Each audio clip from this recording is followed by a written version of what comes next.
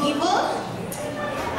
I would like to start, since Dr. King was very much in the racial civil rights struggle, I'd like to start with a piece that I wrote about my own path being a mixed race person here. And I actually, one of my most intense racial experiences was right here when I was about 16 or 15 or so. And there was a black woman who may have been a youth but was an elder to me who was screaming repeatedly at me. And for some reason, you can't really tell with racism, but it comes in all races. And her issue was something about my parents mixing, and I'm not really sure, and I don't really try to analyze it, but I think it's fitting that I write this piece that I actually kind of wrote in response to that experience, because that did happen right over there, like 10 years ago or something. I'd like to start with an excerpt of a MLK speech that I think kind of goes with it. The piece is entitled Wigger, so I'll just go right into it after that. This is MLK. I know sometimes we get discouraged and sometimes disappointed with the slow pace of things. At times we begin to talk about racial separation instead of racial integration, feeling there is no other way out. My only answer is that the problem will never be solved by substituting one tyranny for another. Black supremacy is as dangerous as white supremacy, and God is not interested merely in the freedom of black man or brown man or yellow man. God is interested in the freedom of the whole human race and the creation of a society where all humans can live together as brothers and sisters, where all will respect the dignity and worth of human personality. Wigger. It's unfair that we must stay so concerned about race, as if society has already determined our place in the scheme of the world and the way things work, as if the shade of our skin implied our self-worth. I'm coming from a place between the race battle, stuck in two worlds from this fence I must straddle. To the one side, white folks, they call me nigger. I guess somehow it makes them feel bigger. Now you think black folks would help be my backer, maybe give support, but nah, I'm a cracker. I spent most of my life trying to find where I fit, but mostly I ended up just feeling like shh, because I heard people say that my mom and daddy ruined the world because they fell in love and made two mixed little girls. Go ahead and call me a nigger if it makes you feel safe. Belittling me on the basis of race, it's really okay. I've heard it before. My father's a traitor, my mother's a whore, but it just so happens that I know the truth. Race is fictitious and I'm the proof. Yes, we've made it a huge social issue, but you'll see the differences between me and you have little to do with the tone of our skin or texture of our hair. Our self comes from within. Yes, it plays a part in the lessons we've learned, but our pain won't decrease until love returns. They call me a cracker and expect it to hurt. Well, congrats, it actually works. I try not to let it get to me, because I know when they yell it's to make them happy, and I want to scream, why do you think you're more pure than me? Your mom and dad are the same color, huh?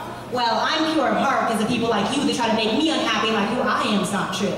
As if I didn't take enough stress in my life wondering which box to check, black, native, or white. Hey, I say, let's check them all, so that people will realize that race can be small. It won't be such a big deal if we look at what's real.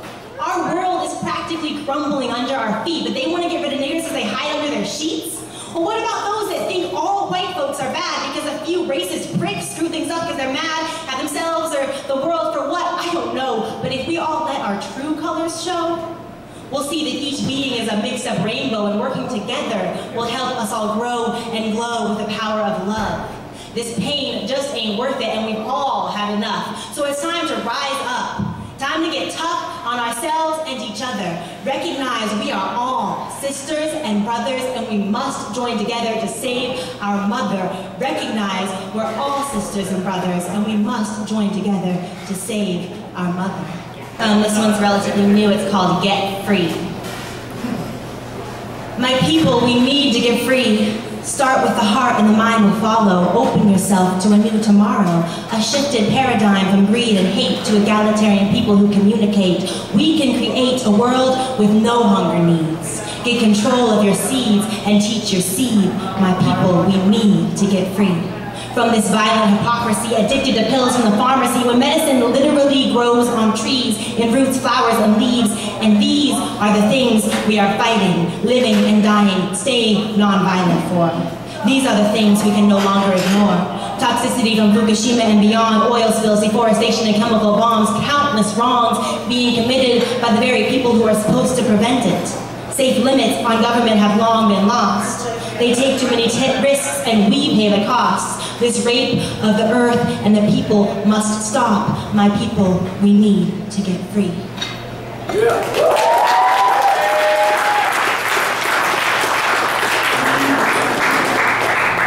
So this last piece is very, very, very new, and I've never shared it with anybody except for a couple people in my living room. But I felt it was fitting because that's what it's all about, is swallowing that little shaky feeling you get and going for it, because we all need to share to make this really happen.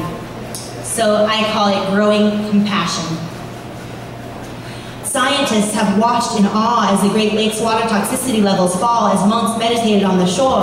And what's more, when studying the violent rates in Israel-Palestine, they find that the more people in praying, the less violence there was. And the less people in prayer, death toll numbers rise above. Intentful hearts and minds promote compassion. Lesson learned by masters must be passed on. We must grasp on to this depth of compassionate, intentional wisdom, find strength in ourselves to change the system. No more wishing. It's time for hard work and collaborative precision. Most of us have already made the decision, just don't know when and where to act. Craving strength in numbers for a chaos that's exact to get us back to the heart and the start that's been growing for generations across cultures and nations. So, gentle women and men, stand at your stations.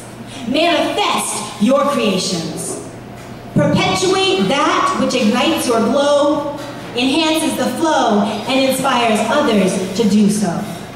No need to follow orders. You are the creator of your reality, and so are they, them, us, and we. Find the me and remember and figure out who you are. And find your place in this revolution as vast as the stars.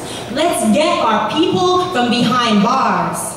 Help take back what is ours. Take our money from the makers of wars just to give it away for the youth and the potential for another day. We must find a way so future generations will be able to say that our suicidal culture was saved by the sum of its parts.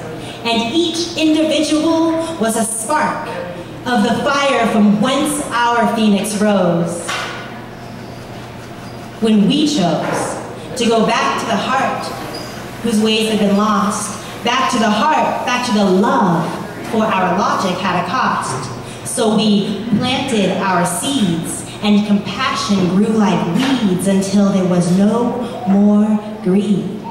So let's plant our seeds. Let compassion grow like a weed until there is no more greed. Thank you.